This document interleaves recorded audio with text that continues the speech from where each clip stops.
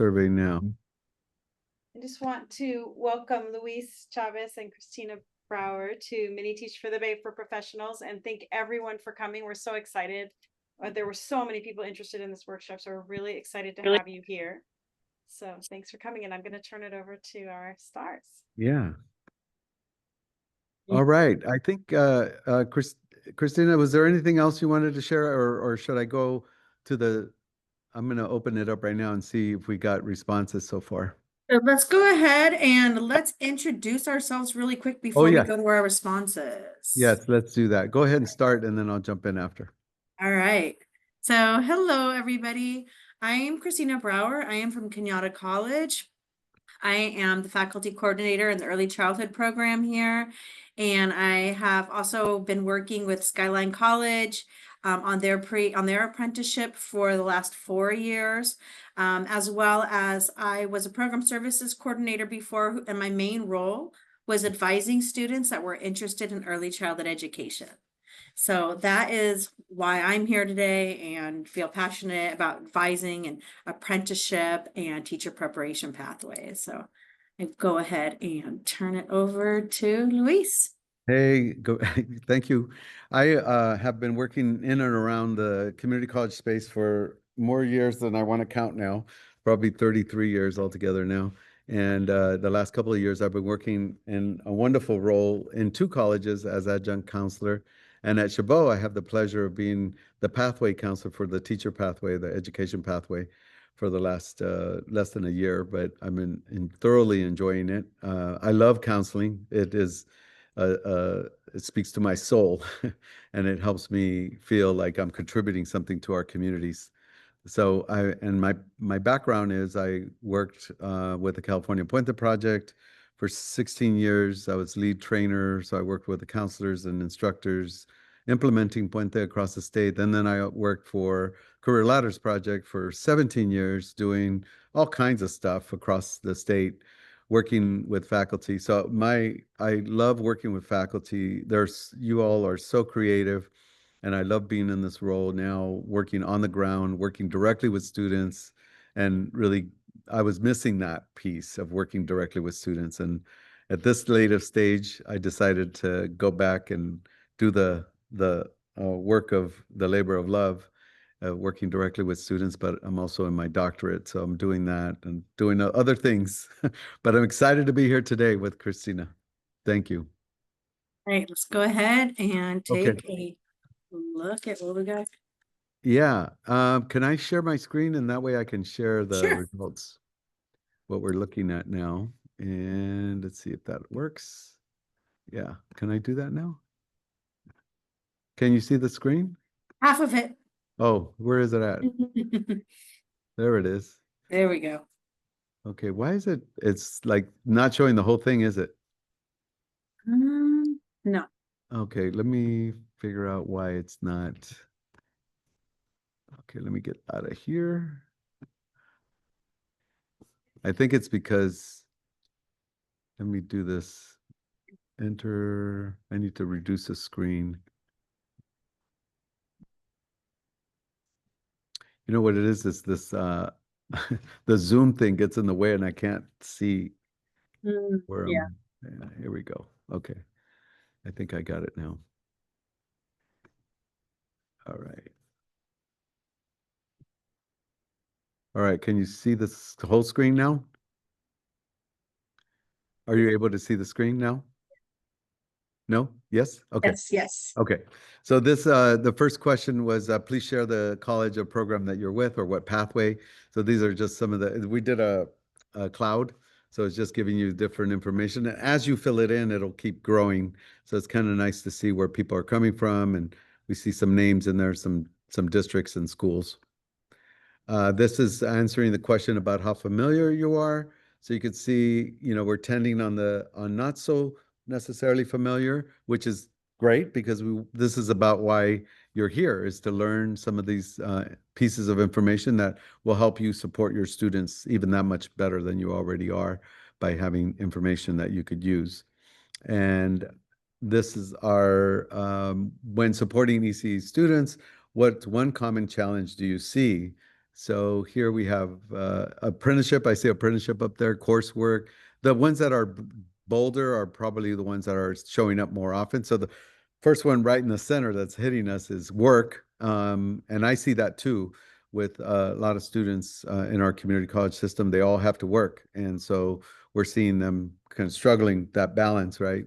But there's other things that are also in the mix, requirements, understanding the different systems that we're in play with, especially in apprenticeships. And I'm experiencing that now, having not had a great amount of experience, especially in teacher pathway apprenticeships. I'm learning a whole lot more along with students, and I'm not afraid to say this to them that I'm going to learn with you because it is confusing, and they love to hear that because they think they're going crazy.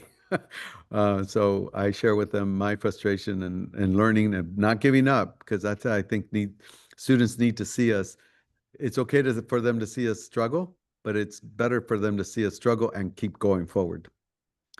What's one joy or success moment that you've experienced helping a student pursue teaching or child development? And first bold thing that you see there right in the center is students.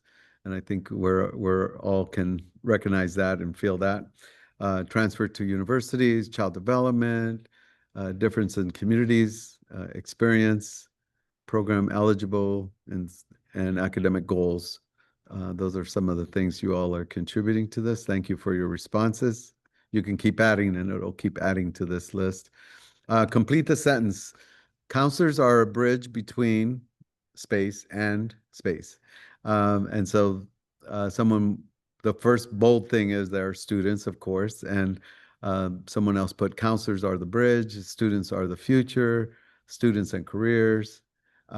We have students access, educational goals. That's all wonderful. That's, sort of the responses that you gave us. So thank you for contributing all that.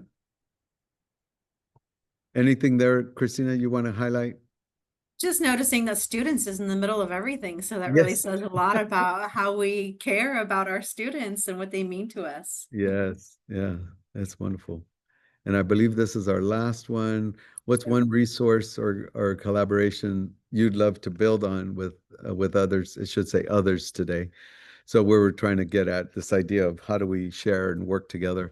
So some folks, students there again, prominent and right in the center, but also different opportunities, ideas from this training, assuming taking ideas from this training and going beyond, school and students, ECE and students. So they're focused on, again, students, which is our focus of all of our work. Any other comments, Christina, on this one? No, it's everything, talking about work, talking about pathways. I saw recruitment strategies in here. And I think that Yeah. when we talk about early child apprenticeships, all of this encompasses the work Yes. that we Yeah. do. One of the questions that I ask my students that I've been meeting with lately, especially when they're struggling, I'll ask them, "Who do you go to for help?" And it's really heartbreaking to hear sometimes when they say, "I have no one," or they have kids. They certainly are being relied on by everybody around them, and especially mothers. But it's heartbreaking to hear that. So what I try to do is to get them to think about, well, their classmates, and then it becomes an issue of time. I don't have time because I got to rush to work, or I got to rush to pick up the kid. I got to do this. I got to do that. So as a counselor, I'm constantly trying to figure out how do I help my students find a balance and get to that place where they're not so pressured and rushed, because that's when health issues happen, and breakdown in academic goals happen and so forth. So just I would love to hear how others handle this as we go through our day today. I'm going to stop right there, Christina, and hand it back to you. Thank you for all your sharing, everybody.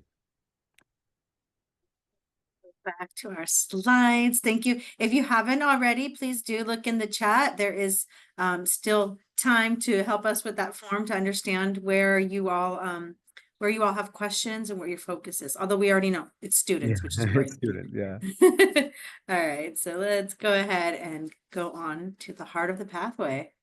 Yes, and so we've already kind of started this with this idea of what it is that we're trying to do with with students. That questionnaire really kind of set the stage for this idea of the heart of the work is our students. And it's also keeping in mind that um, being empathetic and showing compassion to our students is one of the key counselor relational tools that we have in our tool belt as we're working with students. But we ourselves as counselors are also stretched, right? We have to go through a number of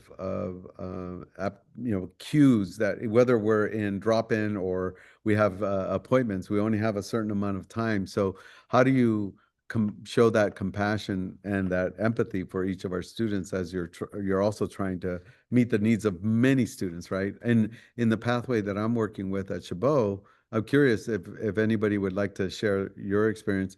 I have, I think I counted 1,500 students in the Chabot early education development pathway. Um, and I'm not going to see all those students. Sadly, I don't have the capability, but I'm creating tools that will help me reach at least all of them, at least in some way. Curious what others have seen in their own pathways. Are you dealing with a large number of students? Are you dealing with just one pathway? Are you a generalist? Anybody want to share on the chat? Curious what you all are experiencing. Anything in the chat, Christina? Or if you want to unmute and just say it, you don't have to type it. If you want to unmute, just share. Hi, Yes, Louise. yes.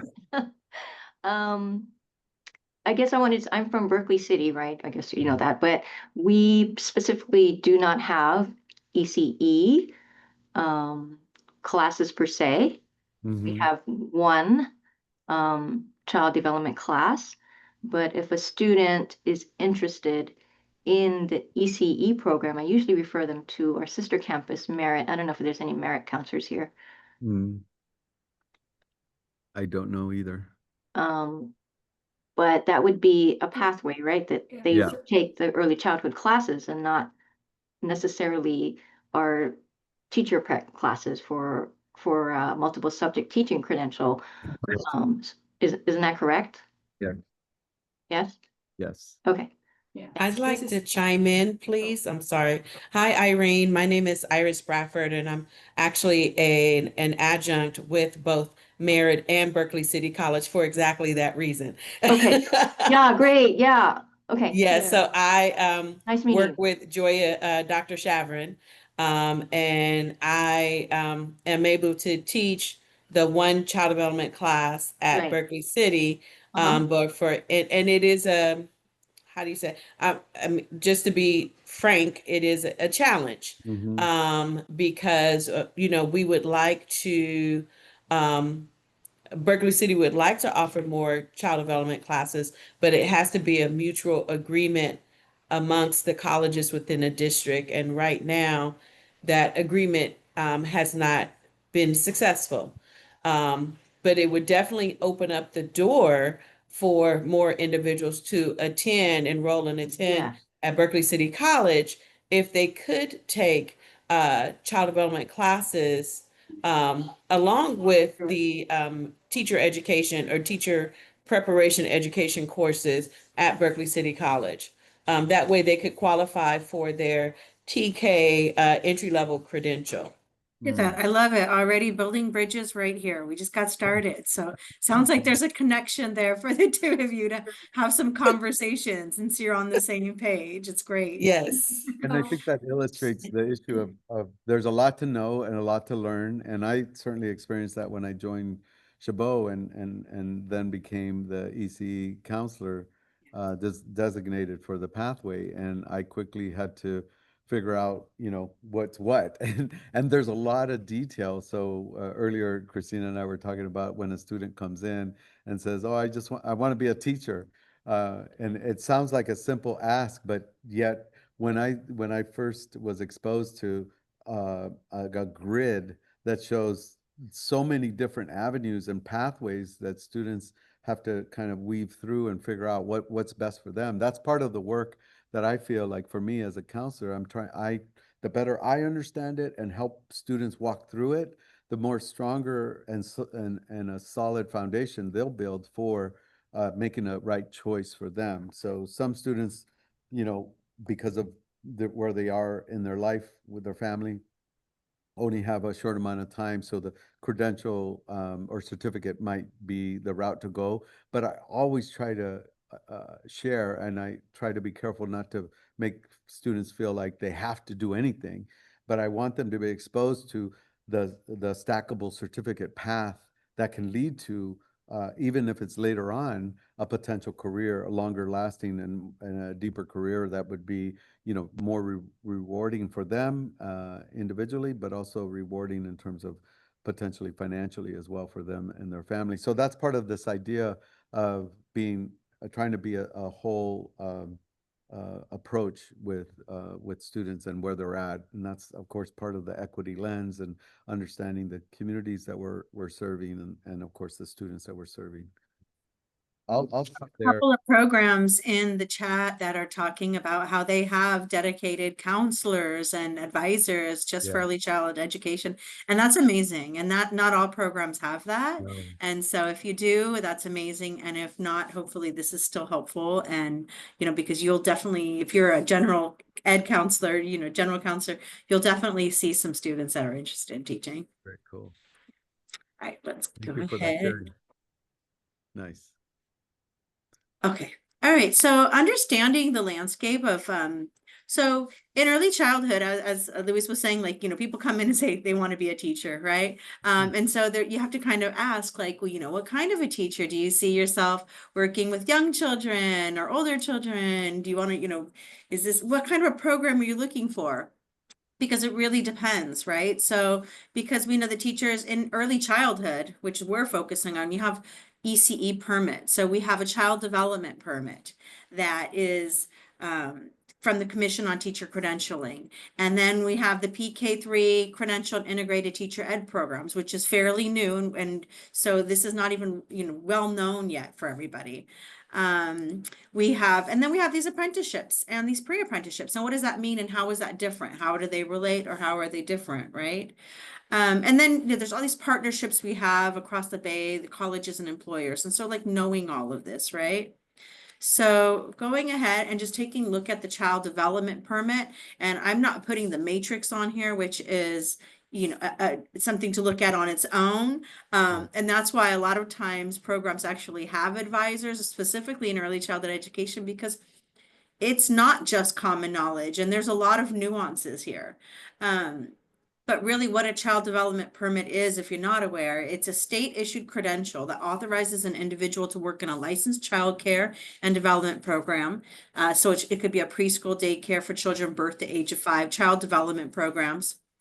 And there's requirements in terms of coursework, and there's also requirements in terms of experience. And so the child development permit is like a unique kind of credential because it has these various levels. So right now there are 6 levels that go from assistant all the way to program director, and your coursework and your experience build on each of those. And it's really important to know because a lot of students, they will take a lot of courses and then they think they're going to get their experience after, but they don't realize that these really need to go hand in hand together, which is one of the other reasons why an apprenticeship program in early childhood education works so well. And then there's the new PK3 Early Childhood Education ECE Specialist instructional credential, and that authorizes the holders to teach subjects in a self-contained general education setting, education classroom setting. And this is for people who want to work with PK to 3. And so this is a very new credential that came out in the last year or so. So when you hear about people talking about like TK, transitional kindergarten, that is, this credential was made in kind of response to that. And so we have people who want to get a multiple subject credential. They will get their credential for working with kindergarten through like 5th grade. But then if you wanted to work with younger children, you could be working with children 3.5 to 8 years old. Oh, sorry about that. And so just because, Teach for the Bay, we're looking at like local credential programs. And so here in the Bay Area and the Peninsula, San Francisco State and San Jose State University are two programs that are currently offering this PK3 credential. They also have ITEP programs. And so these are integrated programs where students are able to get their bachelor's degree and their credentials, or their master's degree with their credentials. So there's a couple of programs out there. And I know there's more across the state. And so if you know of some, that would be great. Also, if you are not from the Bay Area where we're doing this, and you know of a program that, a college that is actually offering the PK3 credential, that'd be great if you could put it in the chat so that others can see. Yeah. And then just getting to what's unique about apprenticeship programs. And so in terms of like thinking about counseling for an apprenticeship program, I think the main goal would be just to know the particular apprenticeship program that you are working with, because they are not all the same. So there are different apprenticeship programs have different requirements. So some are wanting students to work full-time, and some are wanting students to work part-time. Some are wanting students to be enrolled in full-time courses. Some have more flexible schedules. Some are cohorted. So find out who is the holder of the apprenticeship and ask what are the requirements of that apprenticeship, because they are each different. But what is going to be the same between all of these apprenticeships is that there is an earn while you learn model. And again, this works perfectly for people trying to get the permit or credential, because you do need to have experience, right? The experience and the courses go hand in hand. And so it is necessary in an apprenticeship program that they have on-the-job training hours. And so that goes to around 2,000 on-the-job training hours in order to complete the apprenticeship program. And then sometimes the apprenticeship programs will have cohorted classes. And so the students need to be in particular classes together that are assigned for the apprenticeship. But not all of them do that. Sometimes there are things like communities of practice that bring the students together to learn and grow with each other while they're taking a course sequence. So it really, again, totally depends.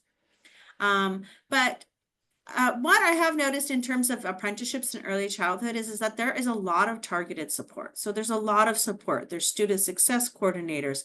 Again, a lot of times there is going to be a counselor who is a dedicated counselor for the apprenticeship program. You normally have people who are just, they're wanting to know what your needs are and trying to help you out. It really is a model in which the students get their needs more met and get resources that really, really help them to be successful. And we know how important resources are.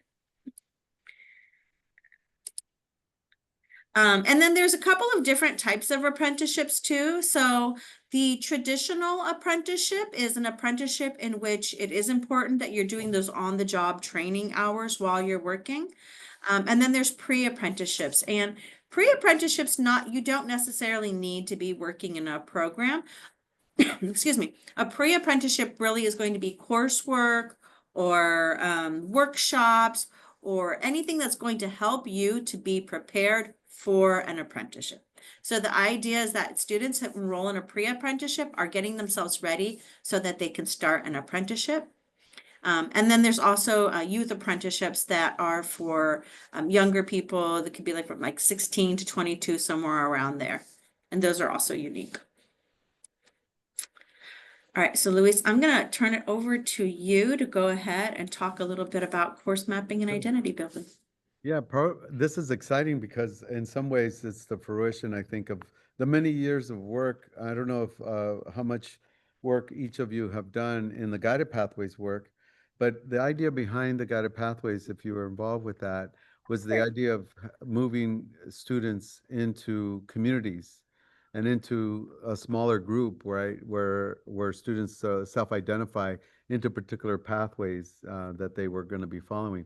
So much in the same way, thinking about what the work of counseling is, and in particular for this pathway of a teacher pathway, education career pathway, is really helping students get to that identity building so they can see themselves as potentially a teacher or someone working in the education field. And I try to do that. I'd be curious, if anybody wants to unmute and share how they do this with their students, because I think if we spend our time just looking at the course sequence, even creating the SEPs, if that's all our counseling does, then I think we're shortchanging students and we're shortchanging ourselves in our abilities of what we can do with students. So curious to hear and learn how you approach this idea of helping students from course to identity building. And anyone want to unmute and share, or you can put it in the chat. Oh, Steve has Steve his hand up. Batista. Hi, everybody. I'll share. I'm Steve Batista from Santa Ana College, and we've actually used the Guided Pathways framework at Santa Ana College to create a career and academic pathway for our early child education, and library technology programs. And so our CAP is called Future Educators. And so, again, that kind of encompasses all those students, and we welcome them into our current academic pathway when they're brand new freshmen. We provide welcome sessions, intros, and all kinds of support for them while they're at Santa Ana College. They have their own Canvas shell, and we do a lot of communication around trying to build that community of all of us on a journey to becoming future educators. Thank you, Steve. That's a great example. Can I ask a little bit about the counselor's role in that work? I'm assuming that there's others besides yourself, but what do the counselors do in that building that work? So we're unique in the fact that we actually have a Center for Teacher Education also at Santa Ana College, embedded in counseling as part of our counseling program, one of our transfer programs. And so, yeah, we do a lot of the work in terms of just trying to help students identify the specific career path that they're on, whether it's going to be working with young children in early childhood or in elementary schools or secondary schools. And then we also, I teach a course called Careers in Teaching, where it's a counseling course. So we do the whole identity formation. Who am I? Why do I want to become a teacher? All those kinds of things as well. So, and we're trying to build also in our leadership with our future educators. We also have a big Future Teachers Club on campus, part of the CTA Arising Educators program. And so we're doing a lot of leadership building as well. So building a community, identity formation, and who they want to become as an educator, and then leadership building as they prepare to move on to our senior universities after us. Great. Thank you, Steve, for that. This idea of building and really designing on purpose so that the students aren't left with trying to guess where to go, what to do, who to talk to, I think is so important. It's part of that building that self-agency and that self-empowerment, as well as building those relationships on the campus that they need to rely on so that they can, when they do have questions or they are confused, they know who to go to and where to go to get that help and support. One of the areas that I was hoping to touch on a little bit, and I'd be happy to hear from you, Steve, but love to hear from others, in the innovation space, there's been so much happening with technology and of course with the explosion of AI tools. Curious, have anyone used any new tools that you're finding useful in this work supporting students?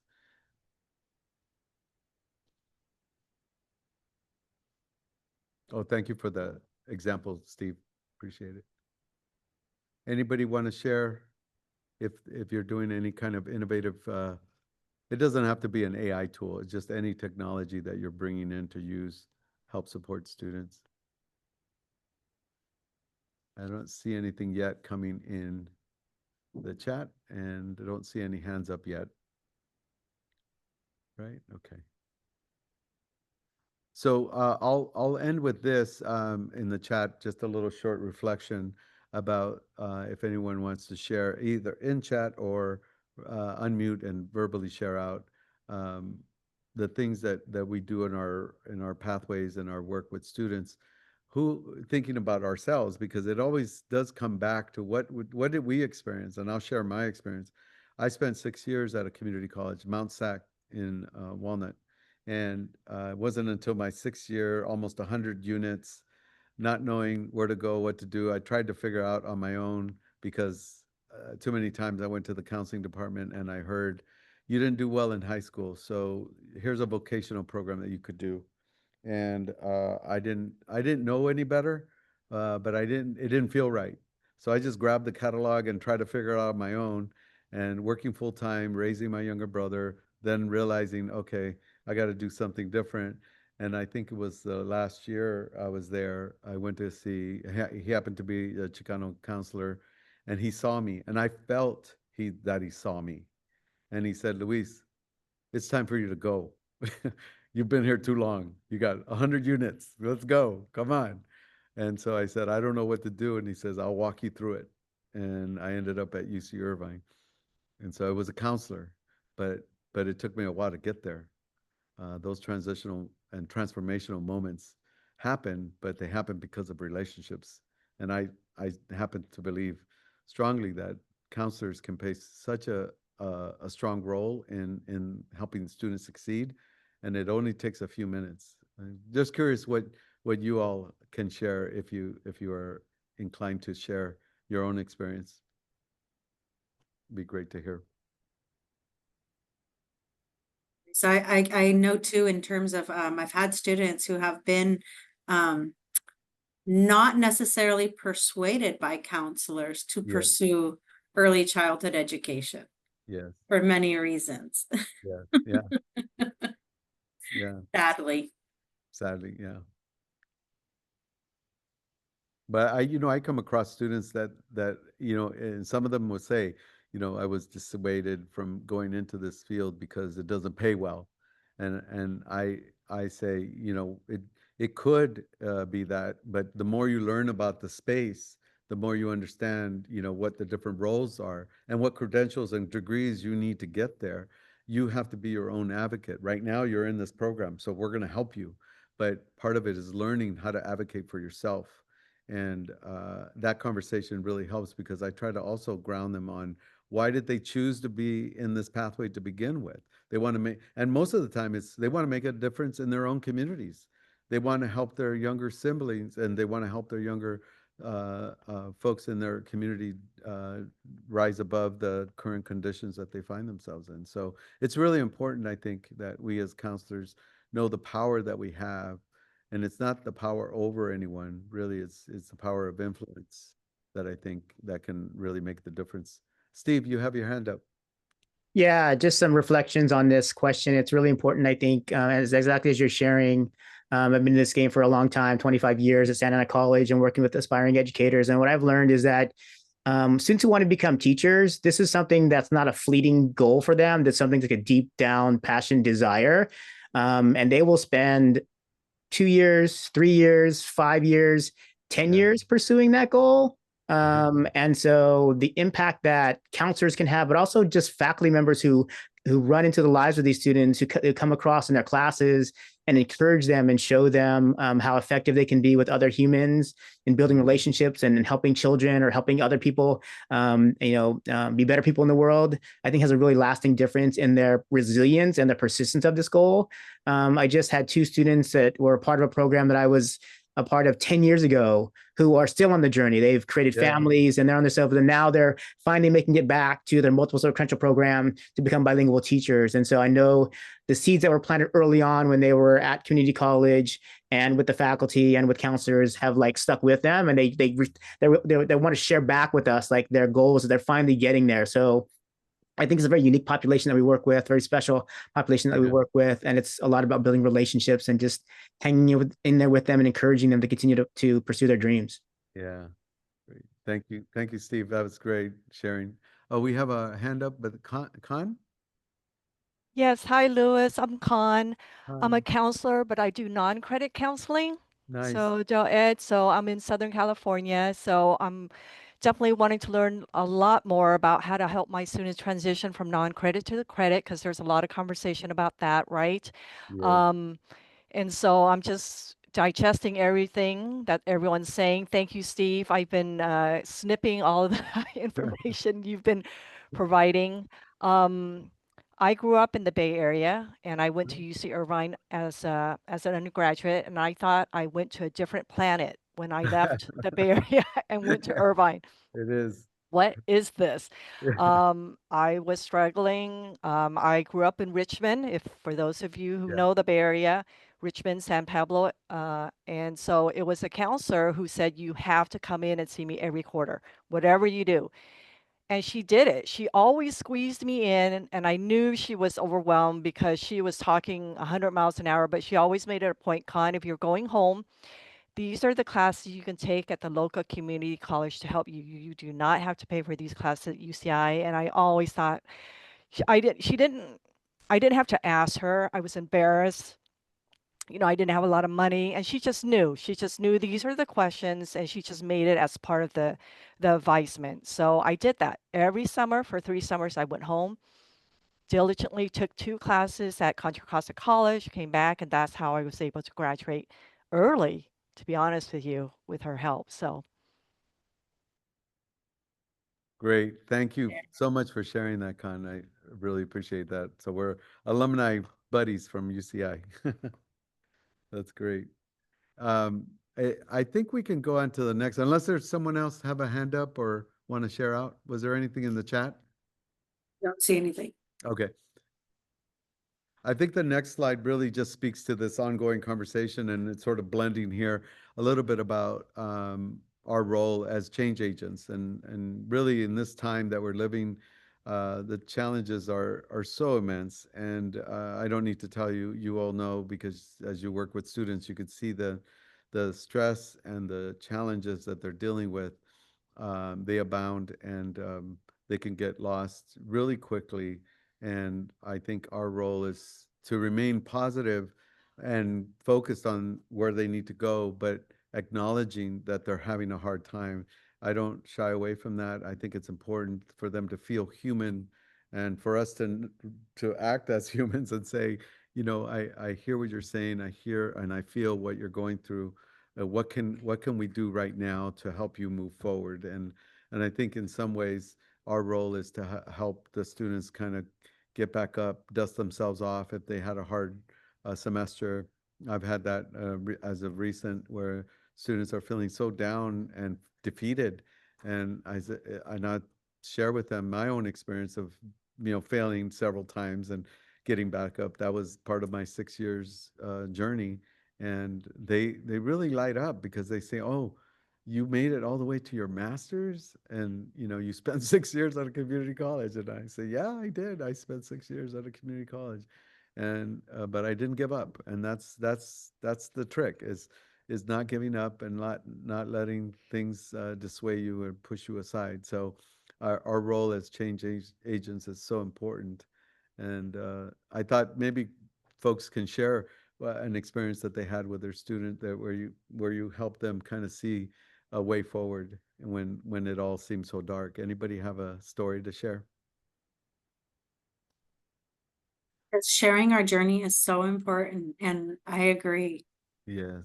I always share my journey with my students about, I know what it's like to work full time, to raise a family and still be going to school, and it's not Right. easy, and I'm not going to say it is. Yeah, that's right. Yeah. Anybody else? Yeah, let's see. Yeah, this year's been particularly difficult, yes, for Yeah, many. for many. Yeah. And it doesn't look like it's going to get much easier anytime soon. So No. Yeah. And I think that that's part of the role that we have, is to stay strong for our students, stay strong for our communities, because this will pass. I'm working behind the scenes as much as I can and contributing to efforts to change things. But in the meantime, we have to be here for our students. We have to show up for our students every day because they're showing up. And so we need to be there for them. Thank you so much for exchanging and sharing with us too. Turn it back over to you, Christina. I could just say that, we are doing an apprenticeship at an early childhood education apprenticeship at Skyline, and we have a community practice in which we bring our early educators together, and we do a lot of reflection. It's just an opportunity to share and to think about what we're doing. And some of the students have said that, they thought about giving up, but that the others that were there with them were like, no, don't. They had each other. So it's like, I think, yes, the counselors are very helpful. The faculty are very helpful. And I think we should always never underestimate the power of community with the Oh, yeah. students as well, and how they support each other. Yeah. Yeah. Power of network. All right. I can't remember if we were sharing this one, Christina, or we're. Yeah, this is you, but Oh, was it? go Okay, ahead, okay. yes. I wasn't sure. It's okay. We had this idea of talking about this idea of building our own community of practice. And Steve, I know that you've been doing this work for a long time, and of course, there's organization behind a lot of this effort. And I think Kathleen is on with us as well. So there's many folks that have been in this business for a long time, and if you're feeling like you're alone and doing this work to try to support your student, just know that you really don't have to be. There is a network here, and there's a way for you to plug in. And I don't know, Christina, if there's a way that we can give them information about where to plug in, because I know there's different parts of the same organization statewide. There's a statewide organization, and then there's local regions that people can plug into. But the power of network is really important, and so that you don't feel alone, and you can actually be part of something bigger by joining something local. And I don't know if there's room for or space to talk about that. I don't know if Kathleen can unmute. Oh, she's sharing already in the chat. Yeah, this is- Steve can put resources in there too. He's on the ACTEP board, but I put in ACTEP, Association of Teacher Education, Community College Teacher Education Programs is one resource that can provide this community of practice and a support group to help reach out to people who have expertise in this area. So maybe Steve, you can just drop the yeah, good. Okay, there's a website. Yeah, there we go. Yeah, and they just had a great community of practice annual meeting last week. So Nice. you can find your peer group there. And Christina, there's also Tri-C ECE for the folks that are in ECE. And I know some folks are still involved in Peach. So, you know, there are groups, affinity groups, which I think it's important to find. One thing that counselors and faculty in this sector find, though, is that they are very busy, and people always want them. They want their expertise, their opinions. They're always inviting them to meetings. Everyone wants to help people who are helping, you know, students in this sector, but we have to find the time to provide that help. And get help for ourselves. So it's kind of a conundrum.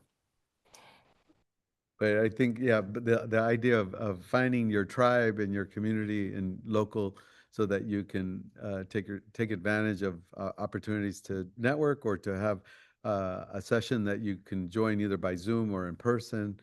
Meeting people is always a big positive plus when you're doing this work for supporting our students across the board. So we hope that this has been somewhat useful to get you started and connecting you with some folks here. And if there's more information that anyone from our audience, I see, Steve, you have your hand up. Did you want to share more? Yeah, sorry. No, I put some into the chat. So we did a webinar a while ago on advising future teachers, and I just want to validate everybody on this call because it's really complicated now to become a teacher. I mean, we've made it easier in some ways, but we've also made it way more complicated because there are many more pathways. So I just want to acknowledge that it's really hard right now to help advise students through all the different pathways. So and adding apprenticeship as another layer, it just creates all these intersecting circles of trying to figure out how to help students and navigate certificate, degree, transfer, apprenticeship, all these things, credential, all these multiple requirements. So it is a challenge. And I'm struggling now too. We have an apprenticeship program now on our campus we've just started. And I'm trying to help advise those students. And I have questions about, do coursework taken at other colleges, do they have to be the exact same as our apprenticeship classes in order to count? And so there's all kinds of questions, and the information is constantly changing. And so, yeah, I mean, I wish there was more of a robust network of us and more regular types of places we can come together. And maybe that'll be a goal of mine for the next year, particularly as we move forward with PK through 3 and other things, to maybe have more just pieces to drop in and ask questions. But feel free to email me and I can try to help. And I put some resources that we've created on our website in the chat because it is a lot. I also have created a information session on what are the pathways of becoming a teacher. I'm more than happy to share that. It's a PowerPoint that has like, all the different credential types and like all the different kinds of things. And that's just information I can share as well if you want to begin doing that with your students. We have monthly information sessions, monthly permit sessions, just to kind of like spread the word and help hit as many students as we can with as much information as we can, because it's a lot. So. Thank you very much for sharing. I have to say, from somebody not on the counseling side, that as an early childhood faculty, whenever a counselor reaches out to me to ask questions about helping the student, I'm always super appreciative and don't mind helping, because I know that the counselors, I went to a counseling session one time and I saw, unless you're specifically for education, early childhood education, and even then it's complicated, there's a lot that they have to be thinking about in terms of all these different degrees and all the requirements. Yeah. So I super appreciate, whenever, and yesterday it actually happened, a counselor just kind of invited me to a Zoom with her and her student really quick, and I happened to be free, and super appreciate and do not mind helping. And I think that probably is the case with most early childhood faculty. We are doing this together. Yeah, that's right. All right. We're wrapping up now. I think you want to talk about the links? Yeah, really quick, just in terms of for counselors having some idea, needing some help, the Commission on Teacher Credentialing is where you would find all the permit information and requirements. It's also where you'll find the requirements for the multiple subject credential and the PK3 specialist, as well as other, there's many other credentials. I put the Child Development Training Consortium actually helps students pay for permits, which is really nice. And it also has some opportunities for students that are working to gain stipends. And then since I mentioned San Francisco State and San Jose State having the PK3 credential, I put the information there. BACCC, it has great information in terms of apprenticeship. The California Community College's apprenticeship programs, there's information there. And then I'm super appreciate the resources that Kathleen and Steve had mentioned. And before this goes out to people, I'll add those in here. So that way people who have this, this PowerPoint, they'll also have all of these links. Tell me one more thing. One more thing. So I know that Kathleen just mentioned about how faculty are informal counselors. I think that's a really, really important point, that we collaborate.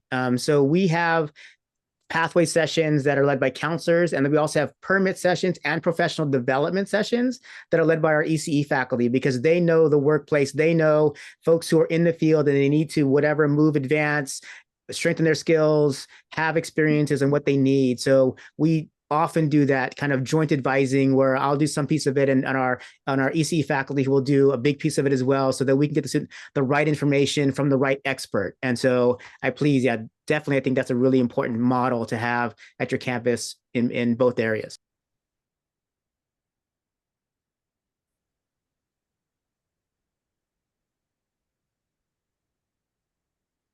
So here's just a little, we don't just map courses, we help students map their future. So thank you for that quote, Louise. Yeah. I'm good for quotes. Great. So this is our portion of asking you to ask us questions or ask each other questions. And you've already been doing some of that. We really appreciate that exchange. Are there any in the last few minutes that we do have, any other questions, concerns, or points that you want to raise about this work with each other or with us? I had a question about the difference between the multiple subject and the TK. The K through 3 is just specific for that age group, right? So the multiple subject credential holders could not work as K3, TK3 teachers, or they could? Correct.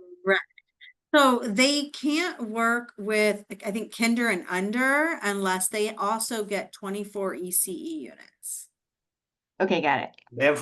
They cannot claim apportionment for the school districts. And so most school districts are going to require you to have those 24 units anyway. This is actually how the law works. Thank you, Tony. No, Multiple subjects are authorized to teach the standalone classroom from TK through all the way through, but they don't gain apportionment without it. Okay, I didn't realize. Thank you, Tony. And hi, everyone. Thank you so much for hosting this. It's great to see so many familiar faces. Yes. Do we have other questions? I did have a specific question for folks who are doing apprenticeship. If because we're students are swirling, they're coming from different community colleges, they have courses from other places. If your apprenticeship program has specific GE courses like an Art 100 or a Math for Liberal Arts students, if an apprentice comes in and wants to use your program, do they have to have the exact same course, or can it meet the same general education area? Could they have like college algebra or music 101, and that would take the place of the Art 100 that's part of your pathway? I can answer that briefly. I know when we worked on the bridge standards with Launch, they were written more generally. So it would say something like a speech communications class. It doesn't say speech 1 or speech 1A. It's more general. So I think when you write your standards, you can have your general ed be written a little bit more generally. That is also for a class like special education. Rather than specify special ed 101, just say a course that covers special education competencies so that you have flexibility. A lot of our students come in with classes already. We never wanted a student to take something they didn't need. So I think the only time where it's appropriate to name the exact course would be in the Golden Four, where, if they're going to transfer, they really need that course. But in other classes, it's pretty, just write it so that it's more general. And again, with apprenticeships, a lot of students come in with other things. They've been to another college. Maybe they didn't take the exact right course, but we don't want someone to go backwards. So, and also if you have standards that aren't really general, that you've made very specific, you can modify them. It's way easier to modify standards than it is to start over. So just take a look. There's some examples of more general language that allow your students to kind of count what they've taken in a lot of those areas. Thank you very much, Kathy. Any other questions? Or things you want to share, announce, share with each other?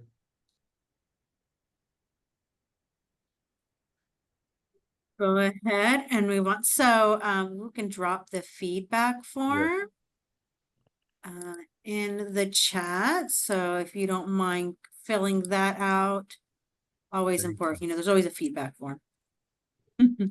We included our email addresses if you would like to stay in touch or contact us for whatever reason as a follow-up, and our email addresses are there. Please feel free to reach out.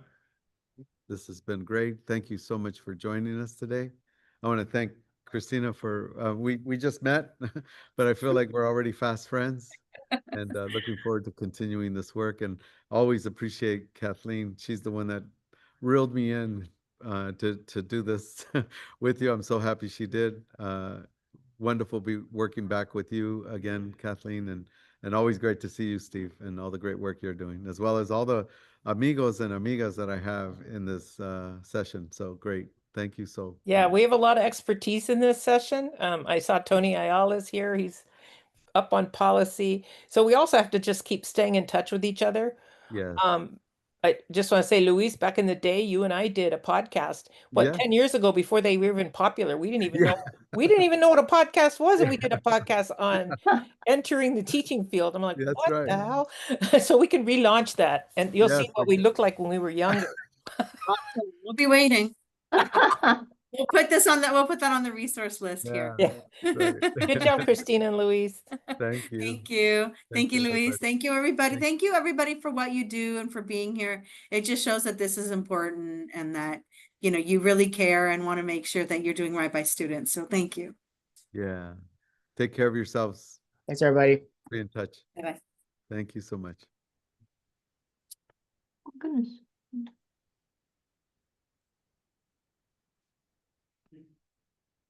All right. We had, at one point, I think we had 50 people, and it was bouncing back and forth. I think on average 35, 40 were showing up. So that's great. And, oh, we're still recording. Can we pause it? I don't know if I can on my end. Let me see. Oh, yeah, I can. Oh, wait.